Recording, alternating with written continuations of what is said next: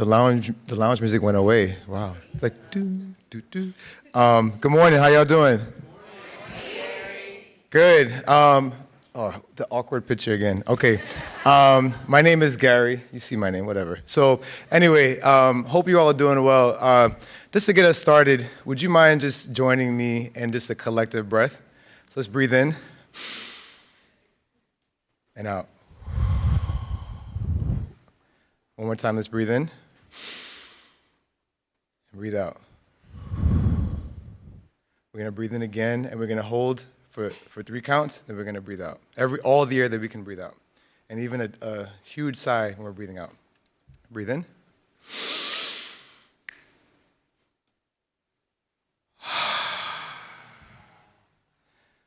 What a blessing it is to take a deep breath in, right?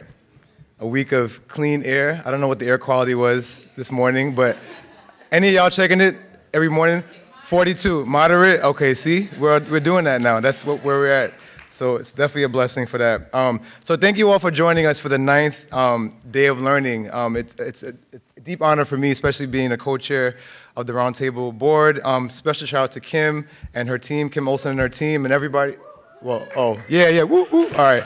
I wasn't sure what was going on.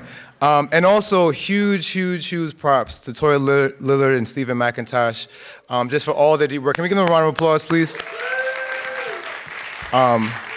All the work that you will see and experience today is through their leadership, and so just want to give them their props and their flowers, and everyone else who's involved on the task force and the subcommittees. Thank you so much. This is really an opportunity for us with the Roundtable to explore just the cultural borders and to think about how we can be more active within our community. This is, for us, not an opportunity just for us to just digest and think about information, but how do we then apply it to the work that we're doing in our organizations? And so I hope that you leave today with some really concrete takeaways. This is not just about us thinking about Day of Learning, but also acknowledging the fact that this is LGBTQIA month and Pride Month. This is about racial justice. This is about centering youth voice. This is about looking at disability justice and all the folks who comprise our community. And so I do hope that you are, as we collectively make up, I think we're gonna be about 100 people, and also representing 50 organizations, that we know that we will have an impact because of the things that we are thinking about. Before we move on, I apologize for not beginning with this, Kim. We will actually give a land acknowledgement because we are in stolen land. And so the Roundtable would like to acknowledge that we work and live on unceded lands.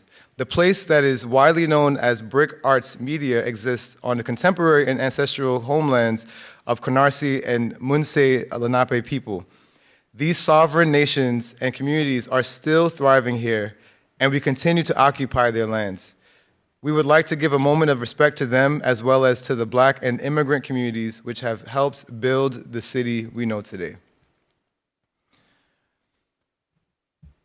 And with that, I would like to pass it over to someone who, actually, any here from Brooklyn? Any Brooklyn? Where Brooklyn at? Brooklyn? All right. How did I not start with Brooklyn? But whoever's quiet, shame on you. Anyway. BX? Syracuse? Wait. Syracuse? Wow, Syracuse came correct. All right. Anyway.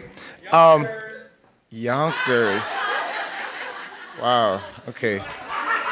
Anyway, all right, moving on. And I'm only kidding. Shout out to Yonkers as well. But I will pass it over to someone who's also not from Brooklyn, but is also a Gemini. I'm not Gemini, I'm Pisces, but whatever. But to pass it over to Carmen Hernandez. I'm weird, guys. Anyway, have fun today. Pass it over to Carmen. Thank you.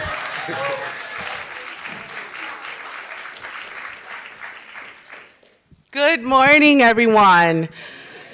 Welcome to Brick. I was just telling Gary, this is going to be a very well-behaved group, and I was completely wrong. We are rowdy this morning, and I am so glad. So welcome to artists, educators, to art administrators, everyone that has helped this day happen.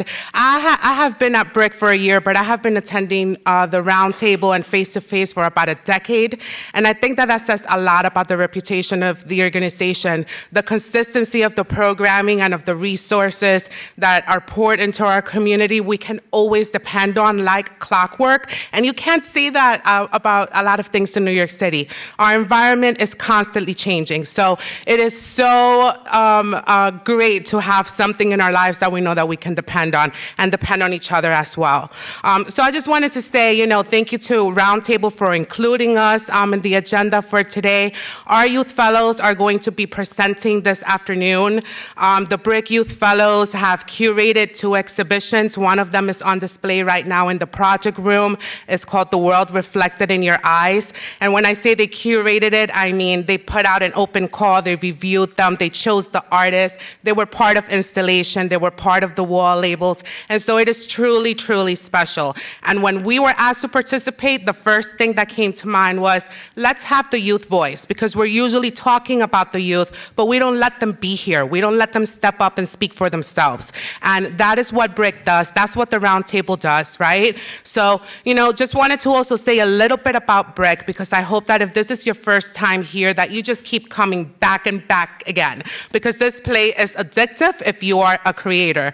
The theme of today, creating an ecosystem, this is what it's about. It's not about finding the special talent. We are all special. We are all talented. What makes the difference is, what are the resources and the people in your team? How do you get to the next step? Who's holding your hand? Who's sending you the next hot thing that you should be a part of? And that's what Roundtable does, and that's what BRIC is here for. We call ourselves a media house, right? And the word house is super important to me, is super important to BRIC. We call our lobby the Stoop. It's very Brooklyn, right? That means that this place is not for people that are special, this is for our community. And I'm happy to say that any given day, there are more people that don't work at BRIC utilizing the lobby and working out there in the tables than people that work at BRIC. And that is the type of environment that we need. That is the ecosystem that needs to be created, that people feel like they're home. I can go to the second floor and find out if you have a video camera I can borrow,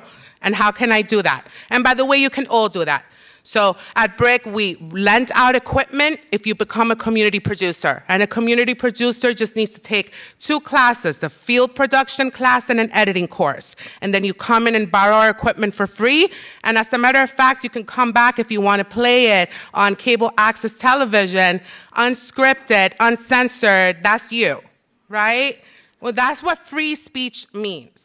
That's what it means. And I am so proud to be a part of BRIC. I am so proud to be part of the Roundtable and be part of the New York City arts community. It is the hottest, in the world. So cheers to you and cheers to learning. Thank you.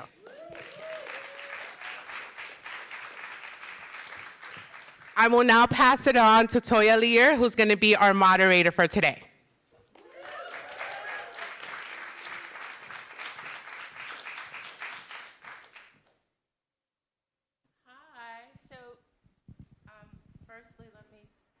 Is this thing on? Good morning. You all look wonderful and amazing and ready to engage in a day of learning.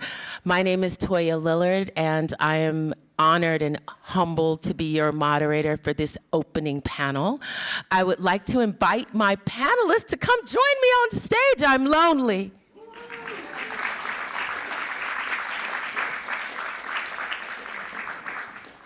I am executive director of 651 Arts. If you're wondering why Toya Lillard? Why not Coco Killingsworth, for example? Hey, Coco.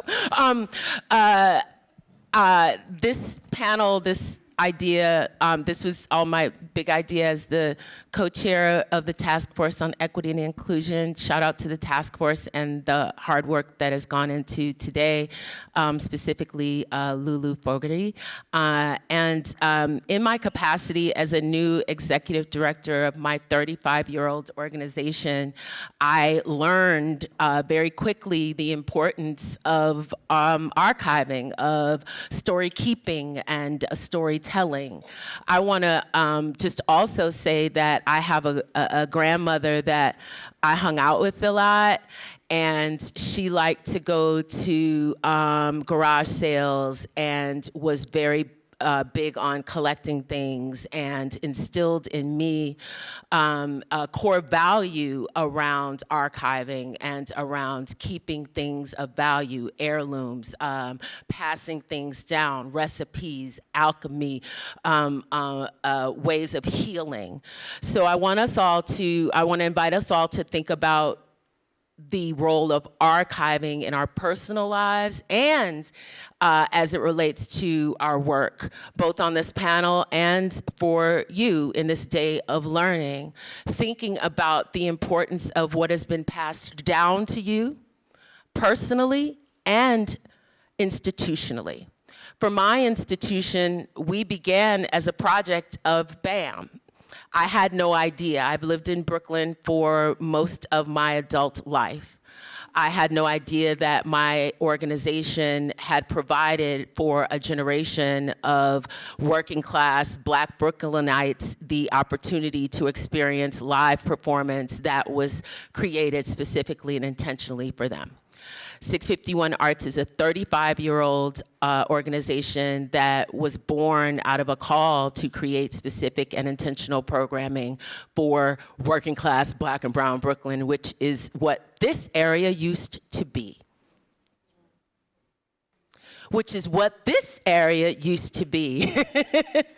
Some of us remember, some of you grew up in this area. Some of you are products of the deep investment in arts and cultural ecosystems in working class Black and brown Brooklyn. And so 651 Arts was a sanctuary for many Black artists and folk who lived in the area who wanted to experience Black art. Ironically, our archives live at BAM. And I learned that through my capacity as a new executive director, learning my organization, learning the history of my organization, learning through the people who care about it and love it and had invested in it, learning through the leaders who had gone on to do great and important things.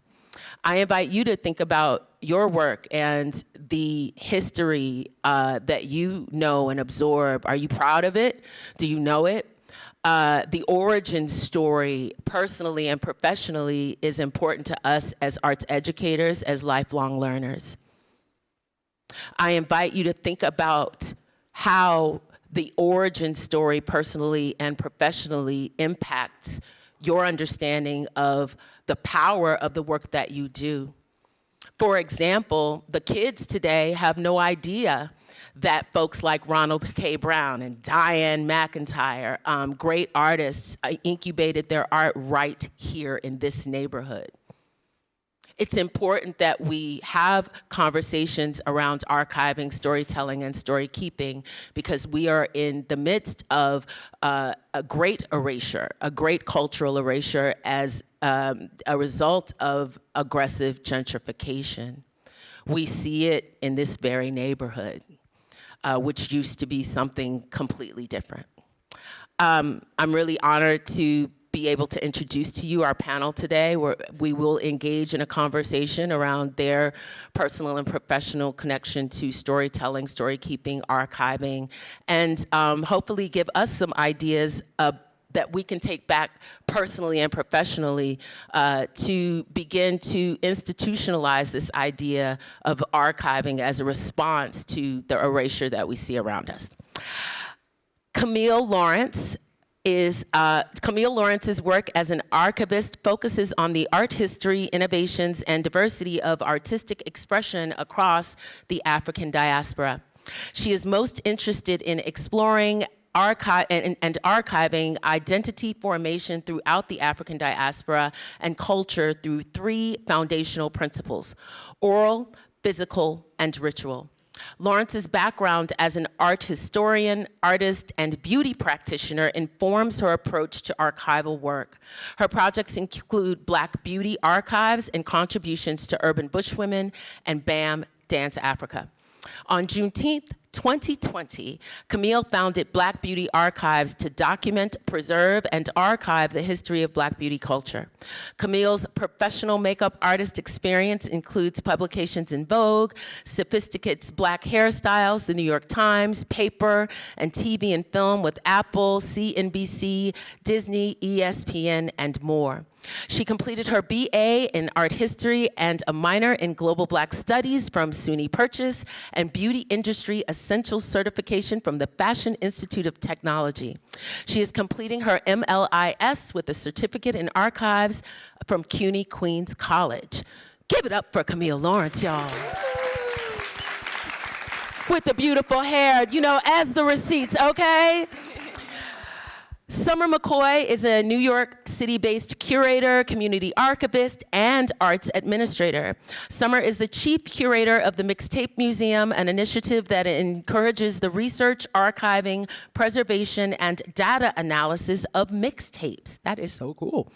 Her mixtape scholarship has been supported by appointments with Columbia University, the Institute of Museum and Library Services, the Alliance for Media Arts and Culture, and a 2022 research grant from the Association for Recorded Collections, ARSC. She is the 2023 Initiatives Awardee. Sommer consults and advises the Black Beauty Archives, Museum of Pop Culture's Hip Hop Collection. You see that connection? You see the thread? Okay. The hip hop trading game. She is on staff at the Brooklyn Academy of Music in Creative Social Impact, curating BAM's Archives hip hop collection. Her most recent article, Mixtape Memories, Hip Hop Community and Culture at New York City's Mixtape Museum, appears in ARSC's journal, 2021. Find her mentioned in The Enduring Romance of Mixtapes in The Atlantic, coming out in 2023. Yes, Sommer McCoy.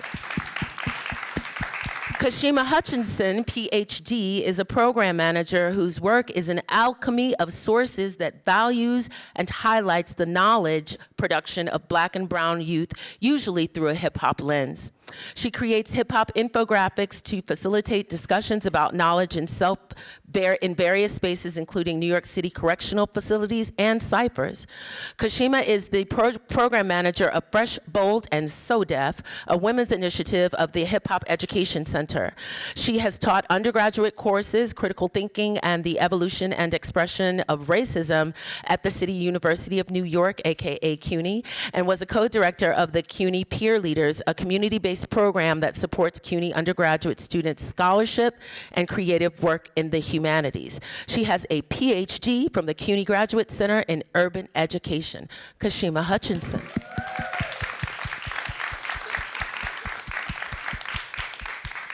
So my first question relates to your origin story and what sort of started your journey in archivism, sparked your interest. I'm thinking about Sommer sharing with me the hot comb, her grandmother's hot comb from, where is it from? I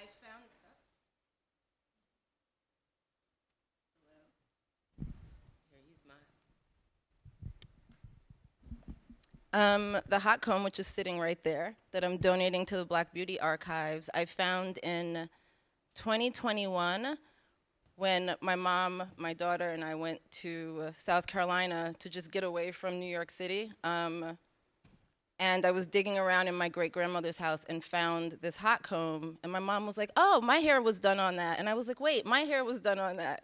And then I took a picture of it and I sent it to Camille and then started to look up like the serial numbers and all that. And I was like, this is my donation to the Black Beauty Archives.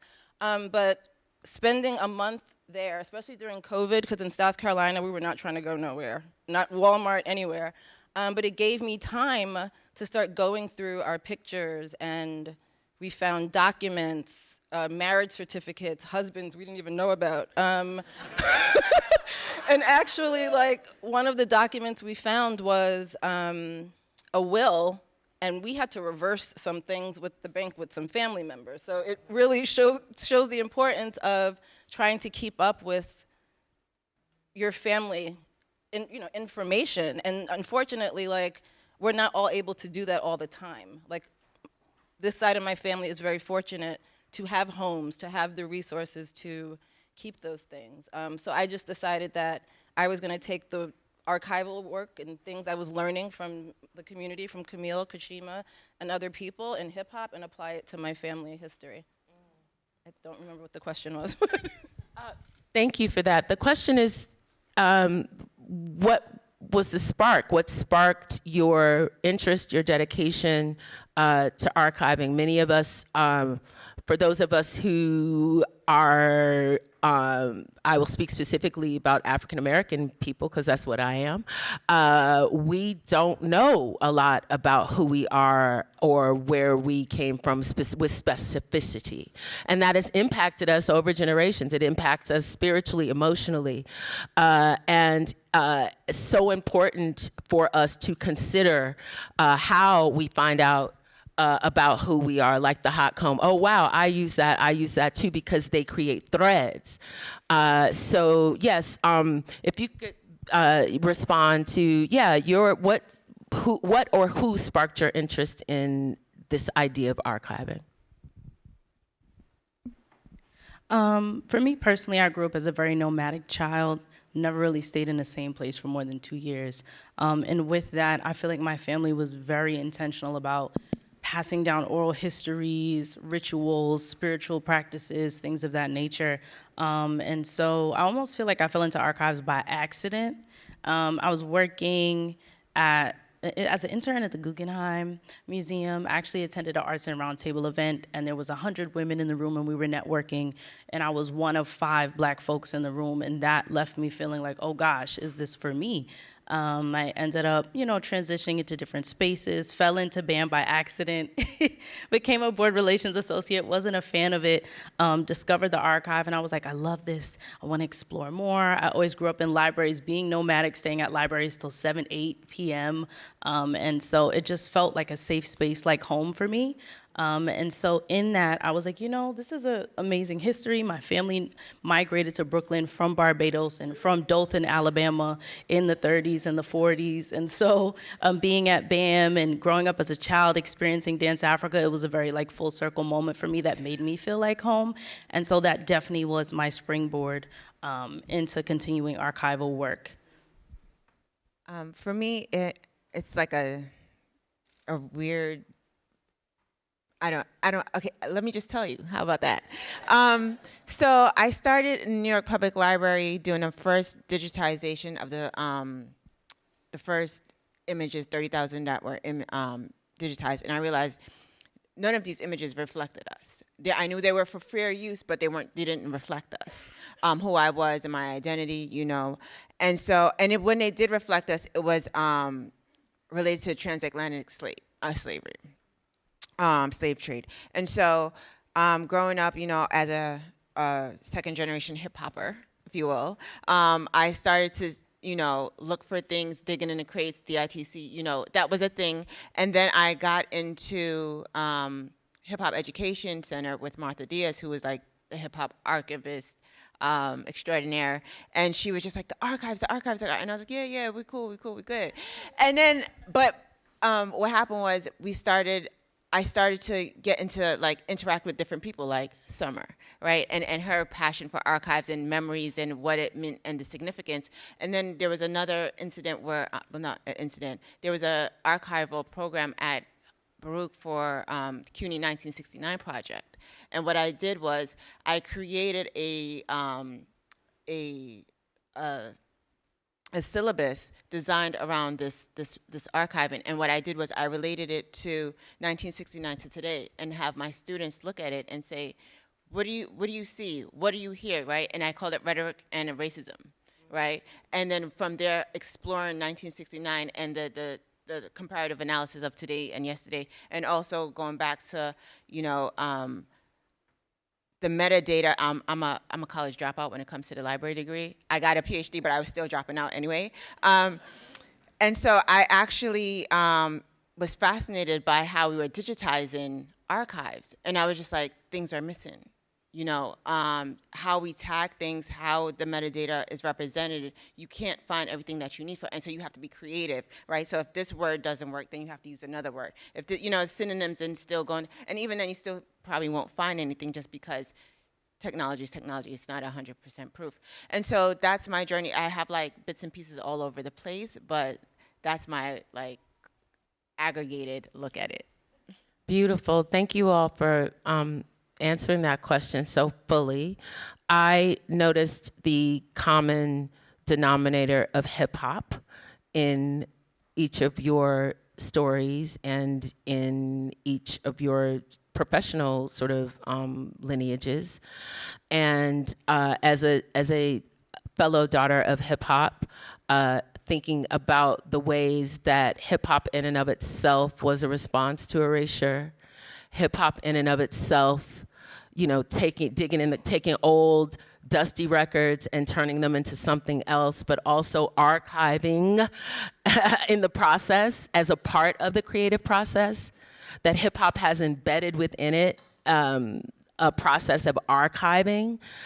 We learn so many songs through samples, and then we get mad at the kids for not knowing, for thinking, happy feet, not knowing, okay.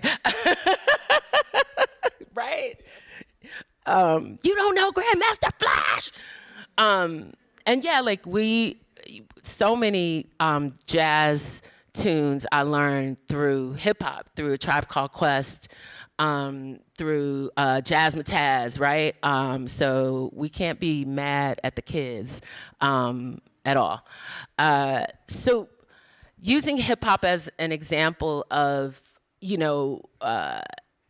taking something found and making it new, what significance do you find and hold professionally for this process, this creative process of archiving, and the ways that for Black expressive culture, it is embedded in many of our creative processes?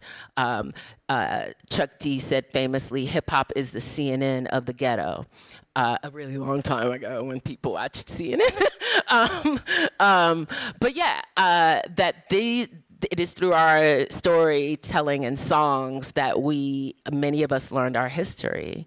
And so can you just talk about the significance that holds, especially now when so many of us struggle to know and understand and learn who we are? Where do we start? Many people don't even know where to start. Genealogy, for example, we know it's out there. We know the tools are out there, but what do I do? Do I do 23andMe? Do I do African? And then what do I do? For me, low key, I'm like, I don't want a bunch of, I don't know how many kids my brother has. I don't. Did I say that? I don't want a bunch of people contacting me. I've heard the stories. Where do we begin? I know. That's why they picked me to do it. You're like, where do I start? What is involved? How deeply do I want to dive? I want to know who I am ostensibly, and I don't want all that smoke. Where do we start? Home. I mean, you, with your mixtapes, or like the curling iron curling hot comb actually. I found that with mixtapes, a lot of those moments, if you're a person of a certain age, right? I spent a lot of time at home in my room hiding, making tapes of music that I wasn't supposed to listen to. West Coast hip hop was like, I found mad tapes with all the things my mom didn't want me to listen to, but it was those private moments alone where I was like, all right, I'm gonna make this tape, or I'm gonna make this tape and take it to Manus to camp, or take Doo-Wop 95 Live to Hampton University with me freshman year. And as I went through those things during COVID, I was like, oh, I remember this tape and what I was feeling when I made it. Or I found another tape where I had recorded Red Alert off the radio, and of course you always try to skip over, the commercials and whatnot, which I found now are super important because they add context to the recording. But I was like, wow, I actually sat there and recorded this tape, and then I turn it over, and it's me recording my daughter and me talking. And it was the cutest thing because it was like, she was like, yeah, and then it was like red alert, it was just like, wow. But the tape itself, I went and looked up the manufacturer of the tape and where I got it from. And it was a tape that I stole from my parents that came out of a boombox when boomboxes came with like a sample tape. And I recorded over it and recorded over it and recorded over it, and I still have it. But my point is, it started with me probably at like, I'm old, at like 8. And the tape is still here, and I was able to share that with my daughter. And also with Red Alert, who lives 3 blocks from me. So just the answer to your question is start at home. With the Mixtape Museum, it's a lot about community, which is the center of hip hop, as we know. And that's where the community archiving comes in. And my learning has come from the community also. So I reflect that with the mixtape collectors I work with who are trying to save their collections. And when you're processing their collections, you're talking to them, but you're also talking to the DJs, the person who made the tape, the artists, technologists that know the tapes. So to answer your question, community. I also feel like it starts at home on the front step where you're getting your hair braided, in the salon, in those very intimate spaces. Because although, library school, you have all these colonial techniques and practices of hoarding and processing and things of that nature. But I feel like in African diasporic communities, the way that we share and create memories and rememory and retell is, especially for me as a beauty practitioner building Black beauty archives, a lot of those conversations and ritual practices happen in intimate spaces. And a lot of that intimacy then gets injected to mainstream, as you've seen through hip hop and things like that. But for me, it's really important in building Black beauty archives to affirm that these Black beauty practitioners, they are pillars in our community. They're not just vanity seekers, right? They're holding space. I'm a very radical person in saying I feel like the Black hair salon and the barbershop is the most inclusive and safe space in Black communities, more than a church, where we can be together intergenerationally, regardless of our sexual orientation, and we're connecting with folks in the community that are teaching us about ourselves, about each other. And so for me, it's clinging to the physical. I do see the body as an archive, and although we may not have certain languages that were stolen from us or certain practices that were stolen from us, I'm a big firm believer that what you're looking for is looking for you too. And so when you're in those right spaces, that memory will activate, right, for you to harness these tools to really preserve what's important to you. Totally agree. I agree with Sommer and Camille 1,000%. For me, it's always mental. And it's usually mental with music. And so something will happen, and then I'll hear a song, and I'm like, okay, I got a project. And it literally will just start, and then I'll start to look for things, and then start to pull for things, and look for different archives. Look, because of my library, I've been in the library system for 20 years. So I was in the library for 20 years. So I know how to which archive is this, which archive is this. So even though I haven't created my own or I'm assisting with others, I know the different archives and where to go to get the information that I need. And so I will start to build on that and then build on the ideas. And like they said, the retelling. I can retell a story in 7 different ways with one line in a rap song. So it's like that. Ooh, thank you for that. My next question has to do with erasure. I think about, again, my grandmother. I'm going to talk about her a lot. She was born in 1932 in Lafayette, Louisiana, you know what I'm saying, in the heat of the Great Depression. And she is the only person left in our family that speaks Creole, not Haitian Creole, but Louisiana Creole, which is its own language. And it's because it was seen as shameful to speak Creole, and the language was not passed down. And if it was, there were, I could curse you out in Creole, I could say some bad words, but I wouldn't be able to string together a conversation. And I think about that all the time, that now I'm gonna have to use YouTube videos and, try to find some archival material to learn this language that's going to be lost very soon. So my question to you and to the audience is, where do you find the sense of urgency? What is being lost from your perspective through your lens? What is being erased right now that we should be paying attention to? I asked the hard questions, y'all. That's why they said, I feel Toya, moderate. Our eyes all open. We took a deep sigh, like, child, what's not being erased? I think, like, that's the question. It's like, what's... Yeah, it's the weight of the question, like, oh, here we go. But go ahead. I'm sorry, Camille, go ahead. I don't know. I think the urgency, I'm a very transparent person. Like, I'm a full-time caregiver to a mom who has Alzheimer's, who's now nonverbal. And there's a lot of things that I thought I was going to have access to at 31 that I don't now. And so there's an urgency of me being a nomadic kid, that situation, and just life is life and climate change. I'm a millennial.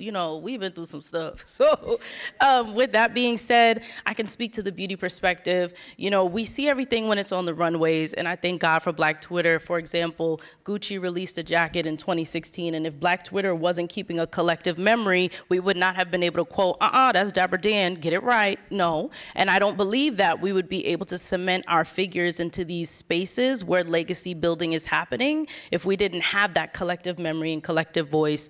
When it comes to beauty and identity formation, I definitely feel like we see it everywhere, from our cornrows to our locks to the things that come naturally in our bodies that are weaponized and politicized on us naturally, whereas anybody else in the world who is a non-Black person, who is white passing, can adopt these things. And it's just fashion, it's just a trend. Like, no, my hair and my body holds memory and it holds stories, and these practices carried rituals across the diaspora. I'm sure you all have heard that folks, when they were being taken from the shores of Africa, they were braiding rice into their hair. When it came to, I fell in love deeply, unfortunately, with the Southern Journal Association. And during enslavement in the Americas, they would hire journalists to come and study Black folks on Sundays. If you're not aware, Sundays were the only days where Black folks were allowed to be together, regardless of how they were divided, to groom themselves, to prepare for Sunday, to worship. And the only way you can have slaves is to ensure that they worship the same God you do. And so in that, when I'm going through the Southern Journal Association, some of the most descriptive descriptions of our people were by their hairstyles. So on those flyers where we were fleeing to freedom, they were describing in depth the type of shaping techniques that we would use with tools and different integrations of materials in our hair. And for me, that was so profound and interesting, and to see how these white journalists were sketching how they saw us in juxtaposition to what we really are. I found this in like 2015. That kind of led me down this deep rabbit hole, like, whoa, we have to rewrite the wrongs of how identity formation is happening, how we see ourselves. We cannot allow a white gaze to continue to define us when that's not where we live. I'm a child of Audre Lorde, Toni Morrison, Lorraine Blackman, Linda Potts, where we are the center, right? Whiteness is not my center, and it never has been, and it never will be. And so it's important, I think, for us to stay grounded in community, do that trust building work, and bring community into these conversations to describe themselves. Be quiet in 1 second. But you said something earlier about metadata, and we had this conversation yesterday about a lot of these practitioners and archivists using technologies, even AI, are using words to describe the community that they're not in. And so it makes it very inaccessible for us to find materials. Something as simple, thinking about Dance Africa, if there's a drummer using an embolics drum, they may write it as drummer, where if there may be someone in the diaspora and the drum is the heartbeat, if they're just using the metadata to describe the actual drum, any drummer online looking for that can easily find, oh, here are my people performing there, so just being present with community and getting out the way and letting those folks come in to describe themselves. And really quickly, think about the word kumbaya and how it, through the white gaze, became something else, yeah? Kumbaya, that spiritual, it means come by here. It was a call to God, like someone's crying, Lord, come by here, come save us. And through the white gaze, it became, let's have a kumbaya moment. Come by here. It's so important that we peel back the layers and ask whether or not our understanding is real and whether our reality is real. My whole understanding of that song, of course, growing up in Texas, was warped. It was a lie. When I learned the truth, it sent chills down my entire body because my DNA responded. Okay, let me nod. Woo. Okay, let's keep going. Whoa, wait a minute, whoa. Okay, don't give it too much. So much just happened. My brain, my brain just went split. And so with that in mind, yes, language is power. And so when I discussed the CUNY 1969 project, and I said it's rhetoric and racism because how we say, what we say, when we say has so much power, and my students need to know that, right? And so how do we address the erasure? I said, listen, here it is. I give them an image, and I said, tell me what you see. And so every student in the room will see something different because of their ways of knowing, their ways of, and the value and the meaning of what they know. And so it's so important with the archive and in any archive, understanding who did it, when they did it, why they did it, how they did it. And so, to Camille's point, it's so important when it comes to erasure. And that's why I said it was a weighty question, because there's so much to discuss. Not only that, but understanding who you are when you interact with the archive. That will have a different experience, because it's like when you're introduced to hip hop. So first time, and then you realize hip hop is not just a music, it's a culture. And so with continued engagement, you start to peel back these layers. And so what the importance and significance of archiving, how we archiving, is so important. And that's where the erasure ends when we do it correctly. And like Camille said, bringing in the people who are actually lived it. I'm going to lean on the lighter side of the question and agree with everything that both of them said, and just add the importance of, I'm a database manager. Like, I love databases. It's actually, to answer your first question, that's how I got into archives, because I realized I needed a database to organize mixtapes I didn't have, because I needed to gather this metadata that didn't exist. And I realized through databases and teaching students through like hip hop hackathons and events like that, you get them, introduce them to a spreadsheet, right? That opens up, my daughter was organizing the pictures we found at Grandma Cheney's house in a spreadsheet, right? It also, you can use that for a budget. I used it to book hip hop tours. And then I realized, I can put this in a database and organize mixtapes and document hip hop. So my point is, bringing students, bringing people into the space to tag and get involved in labeling how they want to be labeled is literally the first. So that involves education through, you don't have to know everything about databases, but especially databases that are holding archives and archival assets and things like that. They need to be available to the public. And they need to be available to be fact-checked by the public, right? We think, going back to Kumbaya, somebody just asked somebody, they'd be like, no, that you misheard. It's come by here. It's a conversation, it's a question. And a lot of times we're socialized against leading with inquiry, personally and professionally. And you've all underscored the urgency of us firstly considering what our core values are and what we hold and keep, what we've held and kept, what has gone away and been erased, and what we might do about it. The sense of urgency is different depending upon how we're situated, depending upon what our story is. Your sense of urgency may be different. The common denominator is that there is mass erasure happening. Wow, the earth is dying, y'all. Oh my goodness, it's too much. It's too early in the morning to consider it all, yeah? And yet, here we are, which brings me to my next question. And I want to ask our audience members to formulate some thoughtful, intentional questions for our panelists as well. Emphasis on the thoughtful and intentional, wanting to ask you where you are finding light. Yeah, where you are finding inspiration, where you are finding, where you feel held in this work, which is not easy, which is under-supported. As much as you can share with us, where do you find those spaces of light and comfort, and how do you hold and keep them? Black Beauty Archives is a joy project. All we do is joy. We don't do trauma, boo-boo. Like, we depart far, far, far from that. So every day I'm in conversation with beauty practitioners, folks who consume beauty, learning their histories, right? We have, right now in our archive, at Black Beauty Archives, we have over 1,300 objects, including wigs, cosmetics, memorabilia, postcards, Black published magazines, oral histories, cosmetics, hot combs, tons of things.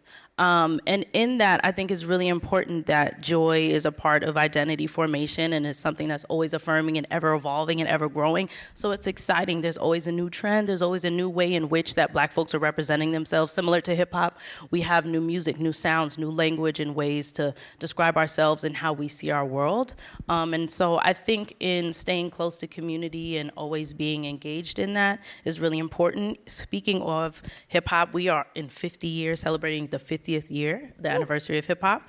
And a lot of people don't know how influential hip hop has been in the world of beauty. We have Mac Viva Glam that started in the early 1990s, and Black artists like Mary J. Blige, Lil' Kim, Missy Elliott, Eve, Nicki Minaj, Rihanna used that platform to speak to our community that was disproportionately affected by HIV and AIDS, whereas sometimes it wasn't always injected into the music. And because of the success of these Mac Viva Glam campaigns, they then grew to larger beauty partnerships that swept the globe. And so people like Rihanna could have Fenty now because of what Mary J. Blige did. People like A$AP Rocky can have a partnership with Gucci and these other brands because of that. Mind you, not even recognizing that the beauty industry is, I think, over $570 billion industry, and Black folks in America specifically spend and consume beauty products 6 times more than anyone else. And so it's something that we're committed to. One thing's for sure, 2 things for sure, and we gonna come outside looking right. It don't matter. It could be a panty, it could be anything, a panorama. We're gonna come outside all the way together because we know who we are and it's a part of us.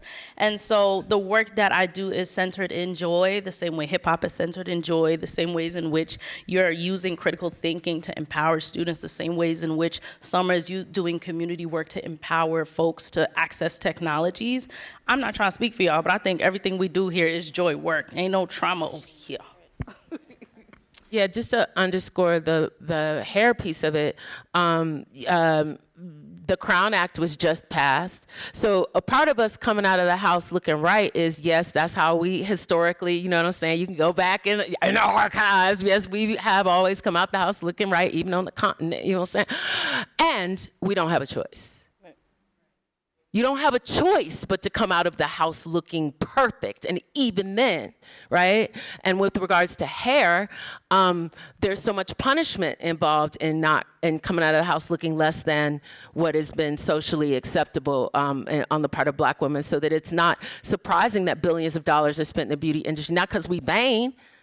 And see, that's where people get it twisted, because we just love spending thousands of dollars on hair. No, because we have to, because we've been forced to, because that's what assimilation does. It costs a lot of money. It's less expensive for me to just be able to walk out of the house with the hair that grew on my head, but we're not there yet as a country.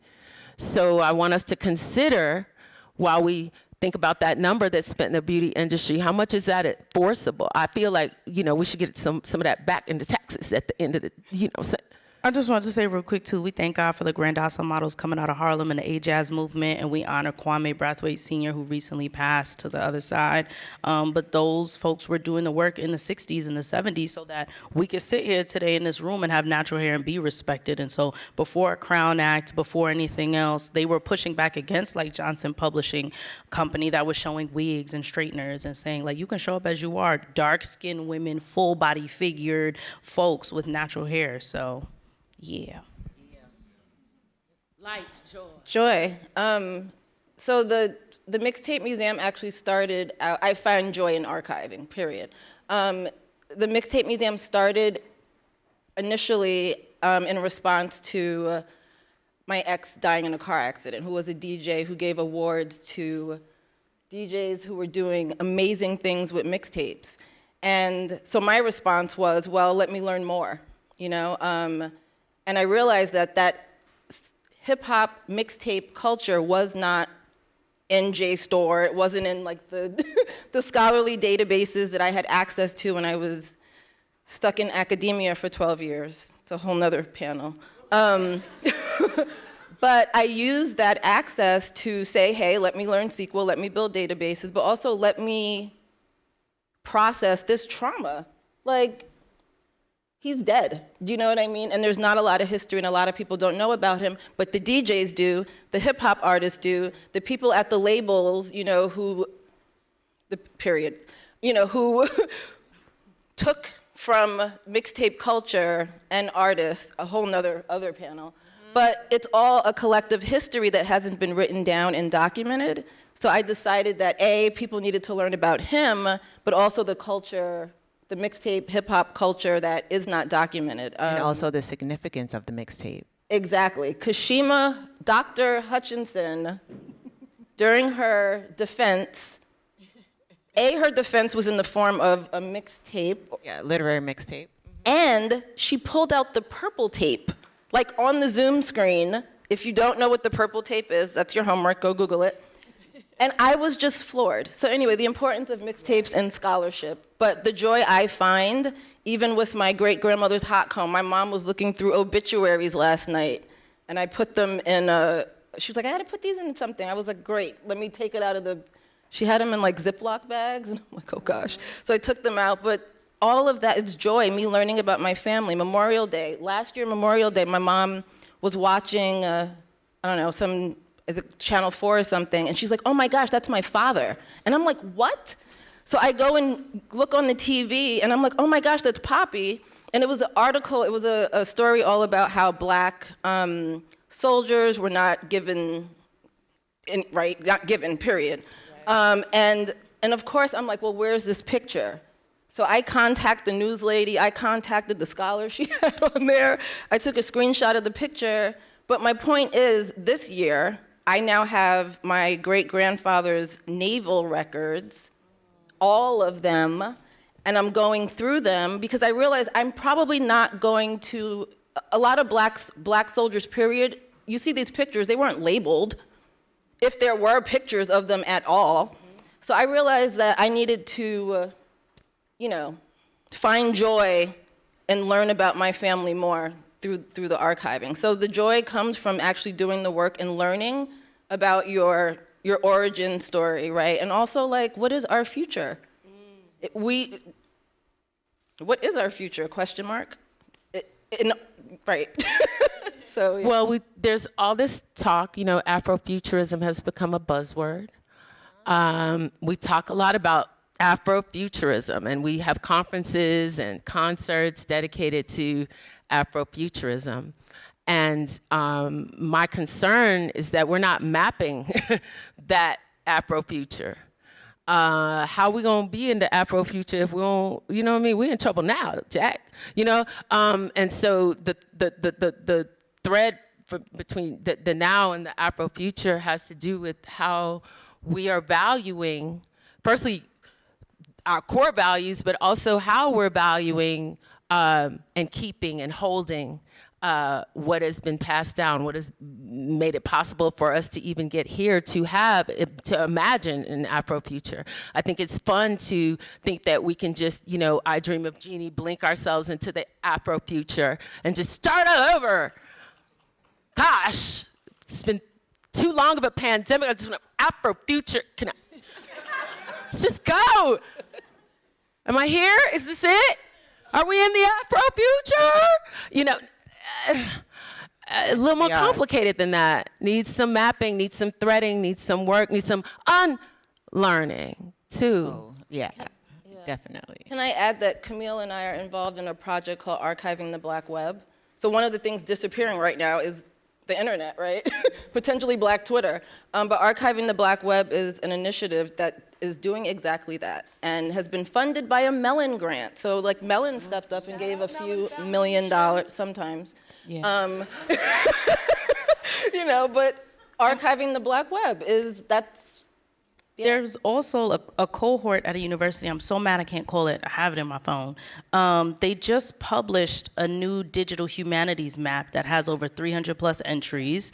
And I'll share it with you so that everyone can use it as a resource. And then also shout out to Olivia Peacock at the Library of Congress, who also created a huge database online as well of over 350 plus entries of any Black digital humanities projects across the globe. So we're doing the work. It's just, I think, the sustainability of it. What does funding look like? What does sustainability look like for these data centers and servers and coolers and things of that nature? We see the 1% over there trying to build whatever in space, wherever. So I think it's also thinking about, these things may become obsolete, and I really don't want, as much as we love technology, my prayer is that we don't depart too far from the collective memory, those oral histories, remembering in our bodies.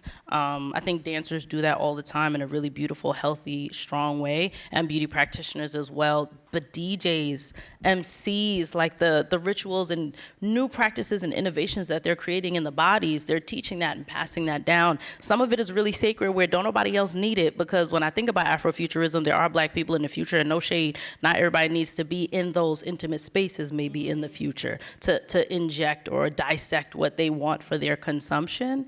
But we in the future, we there.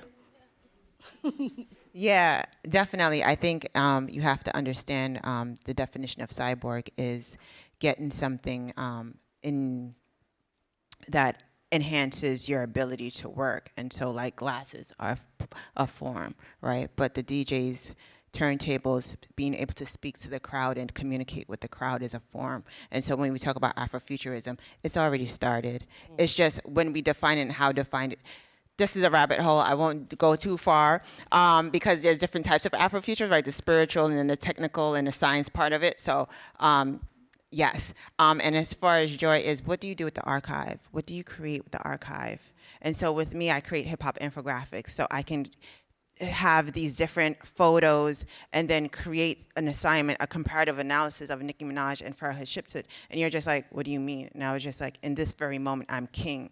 And you hear her words in Moments for Life, and you hear Farrah Hutchinson's story about, I'm not a queen, I'm a pharaoh, and I'm gonna hold it down and create peace for my country for 20 years, and I'm gonna trade, and I'm gonna build, and I'm gonna create. And now my son got a grudge against me, and so he's a little hypocrite. So this is going to be erased, what I've done. And so Kashema comes in and says, nah, I remember you with this archive. Here you are, Ma. I know that's right. I know that's right. Come on, y'all. That was a beautiful place for us to turn to you, our audience, in these few moments that we have left to draw up on your thoughtful, intentional questions that you've been formulating all this time. So I'm going to use this microphone. If you have a question, raise your hand. We'll try to get through as many as we can. Going over here. I don't really necessarily have a question so much as a statement. I came to New York in 1982, and my first place of landing was in this neighborhood, Clinton Hill. And I just want to say, even though it's known as a vibrantly Black neighborhood, it was always multicultural, always. There were all kinds of people in Clinton Hill, and that was the beauty of it. And also, in terms of archiving and remembering, I was also a vendor at 4W Circle of Women, which was a store that was on Fulton Street, right down the street, from 96 was the first time I came in there and started vending until 2004. So there was also an association of merchants called Bogoland, which is what Fulton Street from Fort Greene all the way down to Nostrand Avenue was called Bogoland. Those that, nobody remembers that, it doesn't exist. I don't see recognition in your eyes, but it's been, and I want to just shout out to Jazzmatazz, doo-doo-doo,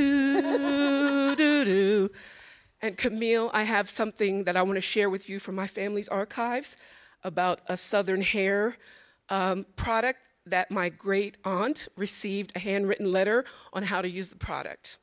And I've been wondering where I wanted that archive to land. and I think it's going to be. I'm gonna make me cry. And I just want to say, in terms of archives, I'm also a registrar for an art registrar. So archiving, documenting, all of that stuff is part of my education and journey. Access to archives is something that we have to think about. That we don't hold it into a scholarly place or an ivory tower, that we make it accessible to people in the neighborhoods. There was a Fort Greene story project, a history project that was oral, that was based out of here a couple of years ago, pre-pandemic, I think it was 2019. There was a telephone that you could pick up and you could tell your story. So I think for all of us here, it's so important that we tell our stories. That's really, and even for me, even to speak to your 23andMe and all that, I did my DNA, and what comes up for me is all these white people who are related to me somehow, because my last name is Jeffries. And obviously I have Irish ancestry because of my skin color, but I'm like, where are the black folks? Because all I'm getting is the white connection. I'm just like, okay, y'all, okay, I acknowledge that y'all are my relatives, but where are the black folks? How did I get here? I'm sorry, I don't want to interject, but my cousin and I were having this conversation on the way here. There's 23andMe Ancestry, but there's also a Black-owned database called African Ancestry, and I did it 2 years ago, and it's closed a lot of gaps for me to make those connections. So I really encourage you to do the matriclan test and have the biological men in your family do the patriclan test so y'all can get that exact variance of where your family was from to trace the original mother. Yeah, so to close, I don't have a question, but I just want to thank all of you and acknowledge all of you.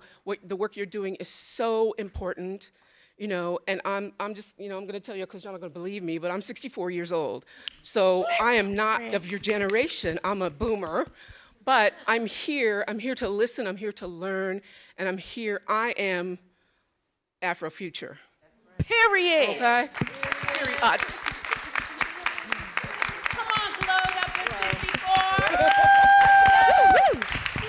See, I'm gonna head up here. It was such a pleasure hearing you guys. And because you guys were talking about hip hop and talking about certain artists, especially Grandmaster Flash, a few weeks back, my mother actually and my father actually had some mixtapes of his work, and then they started introducing me to some two artists that I never heard of, De La Soul and Brand Nubian.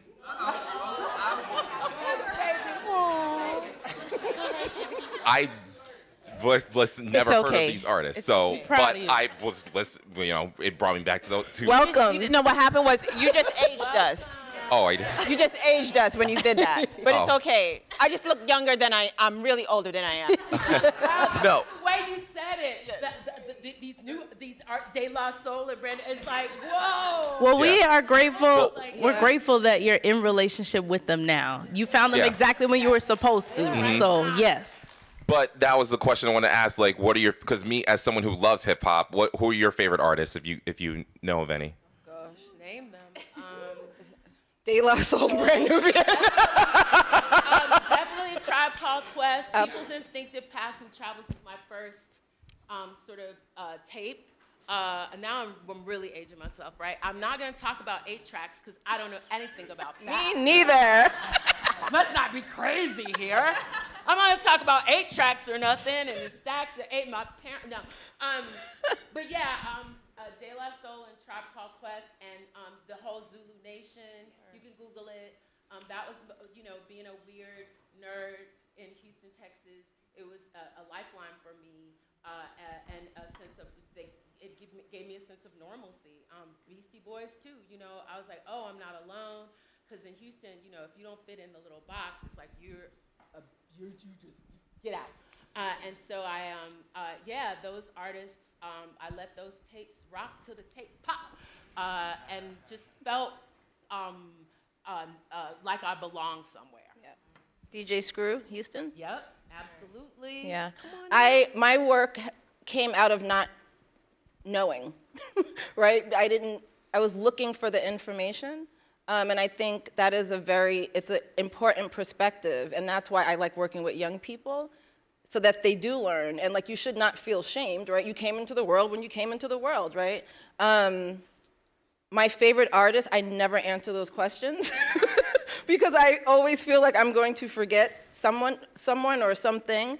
I even listen to the new stuff, right? Because not that I love it, but for me it's research because I still kind of like tinker in the music industry and it's important for my research. Also, the mixtapes that these artists are making now, they have to be archived also, like for later, right? For the Afrofuture. So I listen to hip hop. I have a child that is 25 years old who most of the time you hear 90s hip hop and R&B coming from her room. But she's also who I go to, like what's happening right now, you know? Let's talk, because I want to talk about those flash tapes that you found. I'm going to throw it for one last question, and then we're going to wrap up so that we can, I know, there's so many questions. One last question, and then we'll wrap up for today. For you, brother, I'm just going to throw this in the mix for you. Since we are on a Native Tongues tip, definitely check out Jungle Brothers. Because if you want to talk about the very origins of that, it's the Jungle Brothers. Hi, y'all. I'm not a ringer. I do have a question, though. Are you going to drop some bars, Mikal? Why does...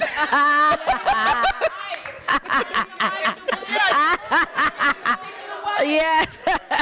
Too much inside jokes at 10 in the morning. But yes, I am an MC, and yes, everybody that I work with every single time I touch a microphone, they like drop bars. Not today. Y'all can't afford me. Anyway, love y'all though. I'm talking to my people. They not y'all. I'll see me outside. See me outside. But I do have a question, and it's really rooted in this. So I work with young people, and you know, one of the first things when staying on the hip hop tip was, you know, you mentioned, Kashema, about digging in the crates, and we all know what that is if you're into hip-hop in terms of looking and exploring and finding and learning about new different things. And I thought about that when I was working with some of my young people because they had their own version of that because we no longer have, like, you know, box stores. You don't go to Sam Goody. You don't go to Fat Beach. You don't go to these places to do that, right? But I learned through streaming with playlists and things like that, it's their own type of way of digging in the crates. So my question for you all is, as experts, veterans, seasoned in this field of archiving, what do you see happening with the generation behind you, and what are their things that they're doing to do the work that you're doing now as far as archiving? What are the things that you're seeing with the newer generation of archivists and people collecting these memories? If you can speak to that, like, I'd love to hear about that. Literally that. I do a program called Hip Hop Hacks, where it's a hackathon where students explore hip hop and technology and find the intersections. But it's the metadata the liner notes, right? That we are missing. That's the metadata, right? So it's a lot of the work we've done, Kashema and I have done with like the Universal Hip Hop Museum and the Hip Hop Education Center, has been working with young people, introducing them to technology, right? How to use, you know, we complain about social media, but you can do research on social media and how to use technology to archive now, learn about the past, and also like think about your future.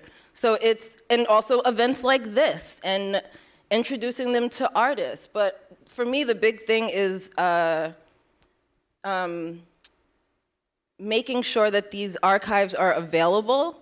So a lot of my database work, like outside of like just being a database manager, is creating access to small collections, smaller collectors. Doesn't mean they're unimportant, it just means they're smaller. But they need to be seen. And yes, we need to bring people into the archives, right, physically. But if you're across the world and you can engage in the Cornell Hip Hop Collection, which you should look at. I'll give you the link when we talk after this. But it's a good way to dig and find information about, for an example, they have 40,000 pieces of Africa Bambaata's vinyl. 40,000 pieces, and it was a community sorting event where people got to sort through it, alphabetize everything. They had DJs come in and spin off of records that Bambaata touched, yeah. But also, I just want to mention, I have pictures of that event, and on his jacket covers were like his process of filing his records, either him or whoever sorted his records, right? And that is I was just like, oh my gosh, DJs have a system that is close to what archiving is. So there's a book called Digital Griot by a mentor of mine named Dr. Adam Banks, and he's a rhetoric guy. It's all about what Kashema talked about, the DJ's use of scratching, mixtapes, as rhetoric, as, storytellers and engaging with the crowd. I forgot where I was going with this, but. Yeah, definitely. With my students, I'm kind of like, I bring them to the water, right? And so like something like whosampled.com. And I'm just like, all right, you're going to be a DJ today. And I need you to know where this song that you like, pick your 5 songs. And we're not going to do a playlist, we're going to do a mixtape because it's going to be with intention, and it's going to be a physical because you're going to write it on paper and you're going to hand it to me, right? And so being a purist, understanding different things and aspects of the craft. And so I have them go through whosampled.com, and so which is archiving in its own right. And they're like, oh, I didn't know that those beats came from this, and this instrument came from this, the vocals came from this. And I was like, this is what's called sonic lineage. And so now I'm introducing them to theory, and now I'm introducing, and it's just, it's very non-intrusive, but it's also technical, and they get it, and it's not like, you need to learn this because this is hip hop, and this is it. And I'm like, here you go, understand this. And they're like, and it's their own playlist, right? Their own mixtape. And so that's how they get that ownership of it, and having that ownership and that interest, and then they continue to go further. I'll say really quickly, as a member of the National Digital Stewardship Alliance, I'm on Twitter all the time finding young folks labeling themselves as archivists, and I build community with them, and I pull them in. Here's my syllabus. Here's the schoolwork. You don't got to go get this degree. This is what you can do. Here's these softwares. Let's get on Zoom. I'll train you. Like, I love Noelle. She's a trans woman in Texas who's archiving the history of Black film ballroom culture. Like, those are the people that I'm thinking about. Those are the people I want to be in relationship with. And so a lot of them are thinking about, we don't care about that traditional stuff. We're doing digital work. So I'm on the digital preservation train so that we can continue to be there in the future. Let's give our panelists a round of applause. We want to show gratitude to them for extending their brain trust to this room. We all have a responsibility. As someone wise said, we are somebody's ancestor. Act accordingly. I hope that we've all learned something that we can take away from today. Gratitude to the New York City Arts and Education Roundtable, to the Task Force on Equity and Inclusion for this opportunity, and to you for being a litty audience. We hope you have a wonderful rest of your day and learn a lot. Please give a huge thank you to Toya, Sommer, Camille, and Kashema.